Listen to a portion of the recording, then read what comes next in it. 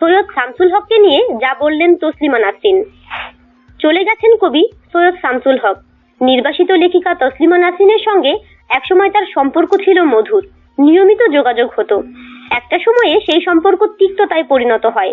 কবি শামসুল হকের মৃত্যুতে গত 27 সেপ্টেম্বর ফেসবুকে তাকে নিয়ে একটি স্ট্যাটাস দিয়েছিলেন তসলিমা নাসরিন। তিনি লিখেছেন, সৈয়দ শামসুল হক মারা গেছেন 81 বছর বয়সে।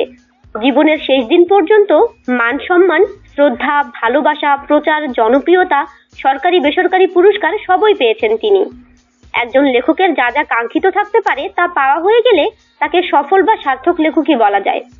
সৈয়দ শামসুল হকের সঙ্গে 8-এর দশকের শেষ দিকে খুব ভালো সম্পর্ক ছিল আমার, নিয়মিত যোগাযোগ ছিল। মাঝে মধ্যে ময়মনসিংহে গেলে আমার সঙ্গে দেখা করতেন। একবার আমার সাহিত্য সংগঠন সকাল কবিতা পরিষদের অনুষ্ঠানে তাকে বক্তা হিসেবে আমন্ত্রণ জানিয়েছিলাম। তিনি গিয়েছিলেন, ভালো বক্তৃতাও করেছিলেন। সে সময় আমার সাহিত্য চর্চার বেশ খবর নিতেন তিনি। আমার লেখা কবিতাগুলো মন দিয়ে পড়তেন, মন্তব্য করতেন। 30 বছরের বড় ছিলেন, আমাকে কন্যার মতো স্নেহ করেন বলতেন। খেলারাম খেলেজার বিখ্যাত লেখকের সঙ্গে একসময় যোগাযোগ সম্পূর্ণই বন্ধ করে দেই। সে অনেক গল্প, বইটিতে সেই সব ভালো মন্দ স্মৃতির অনেকটাই আছে। আজ তিনি চলে গেলেন, কাল আমরা যাব। জীবনের এই তো নিয়ম, এক এক করে আমাদের সবাইকেই যেতে হবে। আমাদের মধ্যে কজন 80 পার করে যেতে পারবো সেটাই প্রশ্ন।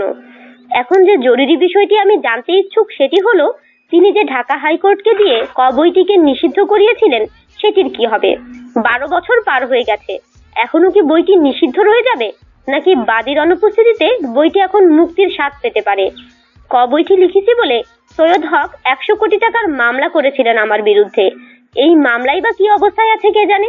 এটিরও কোনো শুনানি হয়েছে বলে শুনিনি। তিনি কি পাওয়ার অব অ্যাটর্নি দিয়ে গেছেন কাউকে?